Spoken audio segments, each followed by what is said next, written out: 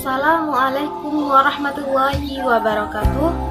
Perkenalkan, saya Siti Fatimah dengan NIM 20065110 3x49. Saya dari kelas 2B, Prodi PG PAUD Fakultas Ilmu Pendidikan Universitas Trunojoyo Madura. Di sini saya memenuhi tugas akhir dari Tafakufiddin dan saya memilih untuk mempraktekkan bacaan dari tajwid. Di sini saya akan menjelaskan sedikit tentang hukum bacaan nun sukun dan tanwin. Menurut sebagian para ulama, ada yang mengatakan bahwasannya hukum bacaan nun sukun dan tanwin ada 4. Ada pula yang mengatakan bahwasannya ada yang 5. Nah, di sini saya akan menjelaskan bahwasannya hukum bacaan nun sukun dan tanwin ada 5, yaitu idhar halqi, idgham bigunnah, idgham bila gunnah, iklab, dan ikhfa hakiki. Yang pertama yang akan kita ulas yaitu yang pertama ada idhar halqi. Idhar artinya yaitu jelas atau terang. Nah, bacaannya harus jelas. Yang kedua yaitu halqi, artinya tenggorokan. Secara keseluruhan arti dari idhar halqi yaitu dibaca jelas atau terang, dan di mana huruf-huruf dari idhar halqi yaitu semua berasal dari tenggorokan. Huruf-huruf idhar halqi ada 6. Apa saja?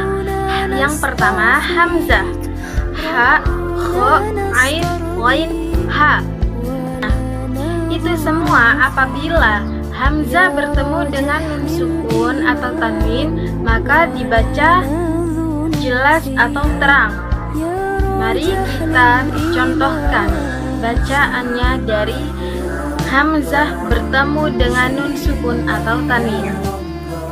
Jannatin 'aliyah darwatin khairayyarah. Tanwin bertemu dengan huruf kha. Huruf kha termasuk huruf dari idhar halqi. Contoh yang ketiga yaitu aqa'an hisaba. Tanwin bertemu dengan huruf ha. Huruf ha hurufnya idhar halqi yang apabila bertemu dengan nun sukun atau tanwin harus dibaca jelas atau terang. Begitupun dengan huruf-huruf lainnya seperti hamzah, ha, kha, ain, wain, ha. Apabila bertemu dengan nun sukun atau tanwin harus dibaca jelas atau terang. Hukum bacaan yang kedua ialah idgham bigunnah. Idgham artinya memasukkan, sedangkan bigunnah artinya yaitu mendengung. Secara keseluruhan ialah idgham bigunnah adalah memasukkan suara nun sukun atau tanwin dengan cara berdengung. Huruf idgham bigunnah ada 4 yang terkumpul dalam kalimat yanmu atau ya, nun, mim, waw. Contoh dari bacaan idgham bigunnah. Yang pertama, a'udzu billahi minasyaitonir rajim.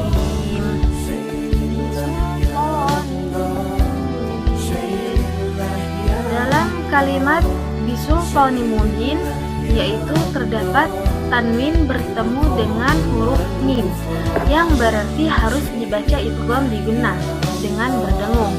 Yang kedua yaitu niwali. Dalam kalimat niwali terdapat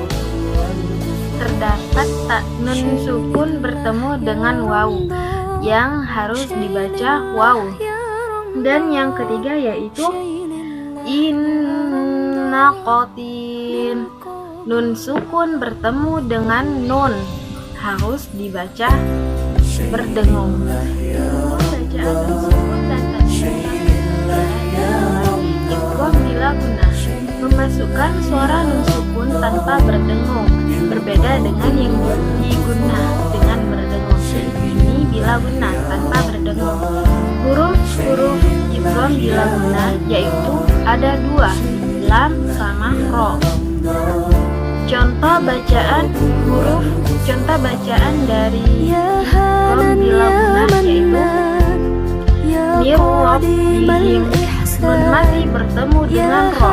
Nun mati bertemu dengan ro itu dibaca tanpa berdengung. Contoh bacaan yang kedua dari Ikrom Bilaguna adalah Khairul laka, yaitu tanwin bertemu dengan lam tanpa mendengung.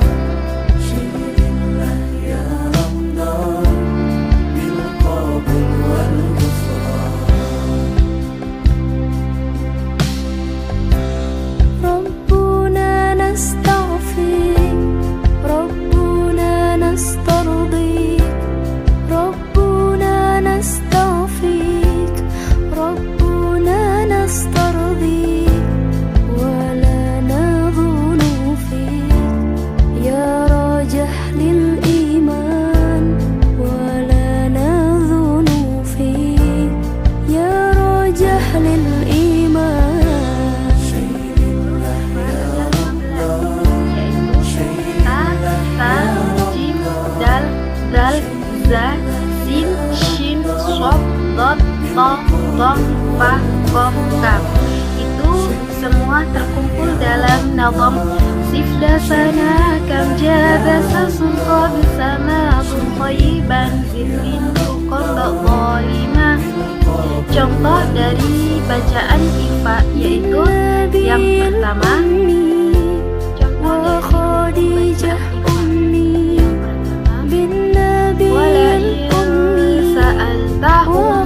Kenapa dibaca ifa? Karena nun sukun bertemu dengan sin, maka harus dibaca samar atau ifa.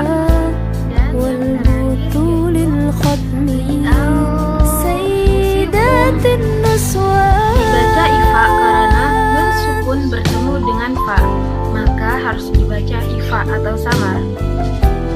Contoh-contoh dari bacaan ifa yang bisa saya sebutkan. Nah, tentu juga untuk huruf-huruf yang lain seperti ta, jim, dal, za, sin, shin, sof, dot, to, do, fa, kof, kaf. Apabila bertemu dengan nun sukun atau tanwin, maka harus dibaca ikhfa atau samar.